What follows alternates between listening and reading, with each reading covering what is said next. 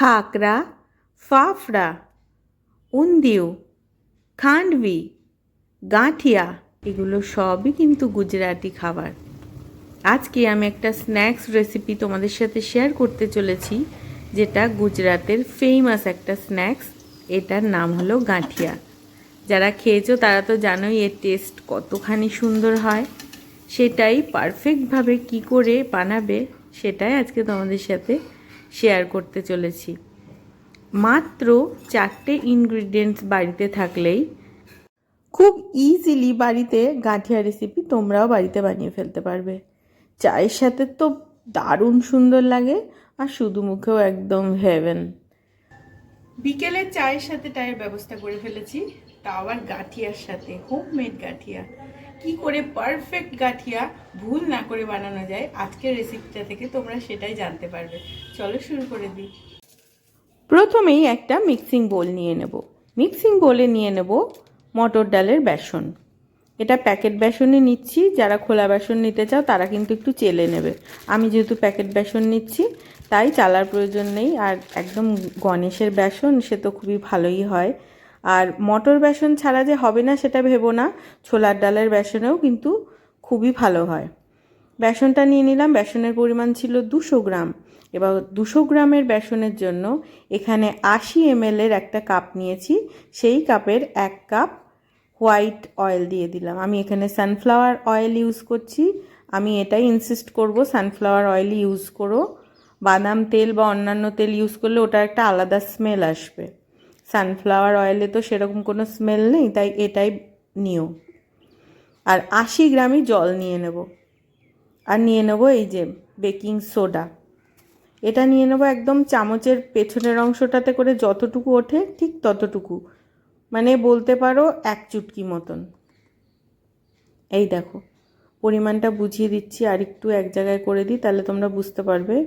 মানে বলতে পারো 1/2 টিস্পুন মতন, টিস্পুন কিন্তু টেবিল স্পুন বলিনি। আমি যে রেশিওটা বললাম সেই রেশিওটা কিন্তু মেনটেন করা খুবই জরুরি, না হলে কিন্তু গাঁঠিয়া গাঁঠিয়া হবে না, অন্যরকম কিছু একটা হয়ে যাবে। এই দেখো মিক্সার গ্রাইন্ডারে মিক্স করে নেওয়ার পর জিনিসটা পুরো একদম ধবধবে সাদা একটা কিছু ক্রিমি হয়ে গেছে। নেক্সট আমরা বেসনে কিছু মশলা মিশিয়ে নেব। তার জন্য প্রয়োজন হচ্ছে 1 টিস্পুন আজওয়াইন মানে জোয়ান। এটাকে হাতে এইভাবে ডলে দেবে, শুধু দিয়ে দেবে না, তাহলে কিন্তু গাঁঠিয়ার স্বাদ অতটাও টেস্টি হবে না। এটাই কিন্তু মেইন ইনগ্রিডিয়েন্টস। এই দেখো এরপরে দিয়ে দিচ্ছি একটু হিং। হিং তো যে কোনো চানাচুর বা সেউ এই ধরনের খাবারগুলোতে আলাদাই একটা টেস্ট যোগ করে। দিয়ে দেব স্বাদ মতন লবণ। 1 গাদা লবণ কিন্তু দেবে না, গাঁঠিয়ার স্বাদে কিন্তু লবণ কিন্তু মিডিয়াম থাকে, খুব হাই লবণ থাকে না চানাচুরের মতন। এরপরে এটাকে ভালো করে মিক্স করে নেব। মিক্স করে নেওয়ার পর যে জিনিসটা আমরা মিক্সিতে বানিয়ে নিলাম সেইটা দিয়েই এখন গোটা বেসনটাকে মাখবো।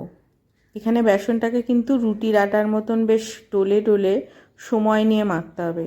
যত সুন্দর মাখা হবে তত সুন্দর গাঁঠিয়া হবে, একদম ভুরভুরে, মানে মুখে গলে যাবে, চেবানোর প্রয়োজনও পড়বে না, আবার খুব খাস্তাও হবে। এ দেখো আমি প্রথমেই কিন্তু রুটির আটার মতন ভালো করে এক জায়গায় মণ্ড পাকিয়ে নিচ্ছি।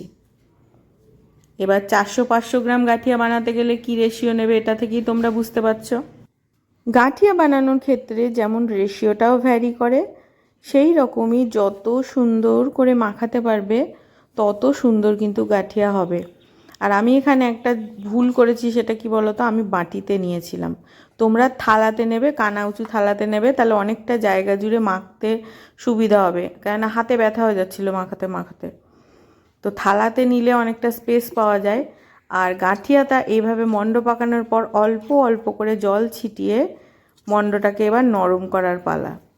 হ্যাঁ, এটুকু খাটনি তো করতেই হবে, কেননা আমি এখানে 200 গ্রাম বেসনে আমার যতটুকু খরচ, যেটুকু তেলে আমার যতটুকু খরচ, দোকান থেকে কিনে আনতে গেলে কিন্তু খরচটাও বেশি, আর কী তেলে ভাসছে কেউই জানে না সত্যি বলতে।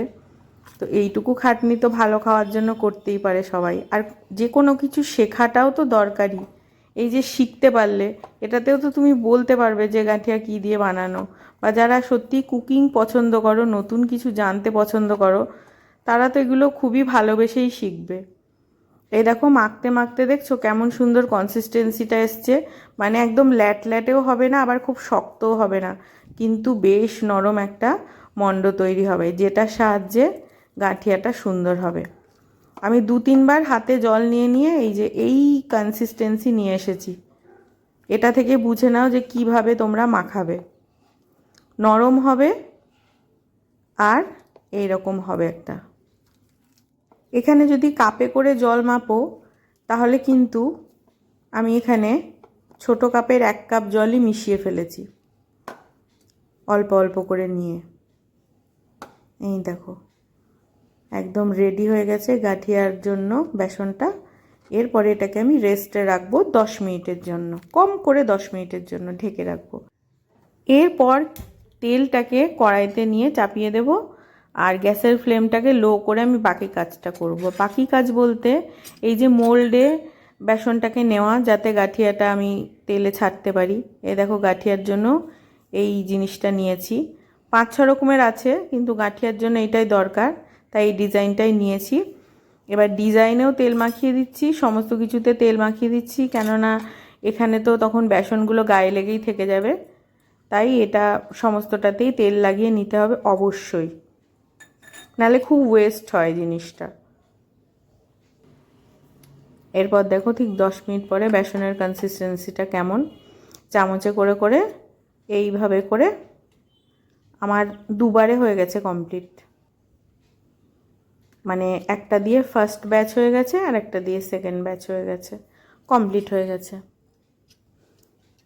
এরপরে লাগিয়ে দিয়ে চলো ভাজাভাজির কাজে চলে যাই। এটা কিন্তু খুব টাইট করে লাগাবে না, তাহলে কিন্তু নেক্সট বারে যে বেসনটা পুড়তে হবে তখন আর খুলতে পারা যাবে না। মানে একদম হালকা করেই লাগিয়ে নিও। চলো এবার ভাজাভাজি করি। ভালো করে তেলটাকে কড়াইয়ের চারিদিকে লাগিয়ে নেব। লাগিয়ে নেওয়ার পর এরপর আস্তে আস্তে গাঁঠিয়াগুলো দিতে থাকবো। এবার লো ফ্লেমেই গাঁঠিয়াগুলো ভাজা হবে। এবার তোমরা জিজ্ঞেস করবে কতক্ষণ ভাজা হবে, সেইভাবে কিন্তু বলা যায় না কতক্ষণ ভাজা হবে, কেননা এই যে এত পরিমাণে ফেনাটা আস্তে আস্তে আস্তে আস্তে কমে আসবে, সেটা কিন্তু তোমাকে দাঁড়িয়ে থেকে অবজার্ভ করতে হবে। এটা ভাজতে দিয়ে কোথাও চলে গেলে কিন্তু গাঁঠিয়া ভালো হবে না। যখন দিয়েছি কি পরিমাণে ফেনা, কিন্তু যখন উল্টে পাল্টে দেবো দেখো ফেনাটা একদমই কমে যাবে। এই দেখো এবার উল্টে দেবো। আর যেহেতু মাঝের অংশটা তেল থেকে উঠে উঠে আসছে, তাই বারবার কি তেলে এইভাবে চুবিয়ে চুবিয়ে দিতে হবে, কেননা মাঝের অংশটা তখন ভাজা হবে না। এই দেখো কতখানি ফেনাটা কমে এসেছে। এরপরে আমি উল্টিয়ে দেব। এবার এটা তুমি বলতে পারো 5 মিনিট হবে এক এক দিক, মানে অ্যাপ্রক্সিমেটলি 5 মিনিট। এইভাবে আমি 2-3 ব্যাচের মধ্যেই আমি গাঁঠিয়া ভেজে তুলে নিয়েছি। আশা করছি এই গাঁঠিয়ার রেসিপি তোমরা সকলে বাড়িতে ট্রাই করবে। আর যদি ভালো লেগে থাকে তাহলে কিন্তু লাইক কমেন্ট শেয়ার করে আমার সাথে থেকো, আর আমার ছোট্ট চ্যানেলটাকে একটু সাবস্ক্রাইব করে সাথে থেকো। এই দেখো লাগছে তো লোভনীয়। এবার সমস্তটা ভেজে তুলে রাখার পর ঠান্ডা হয়ে গেলে তখন তোমরা জিনিসটাকে ভালো করে ভেঙে নেবে। এই যে ভেঙে নিচ্ছি আমি। লাগছে তো একদম দোকানের মতো গাঁঠিয়া। চা বানাও আর এই গাঁঠিয়া নিয়ে বসে পড়ো, একদম মুখে মিলিয়ে যাওয়া গাঁঠিয়া। এবার ভেতরটা দেখো কত সুন্দর হয়েছে, কত জালি হয়েছে দেখেছো। আজকে আসি।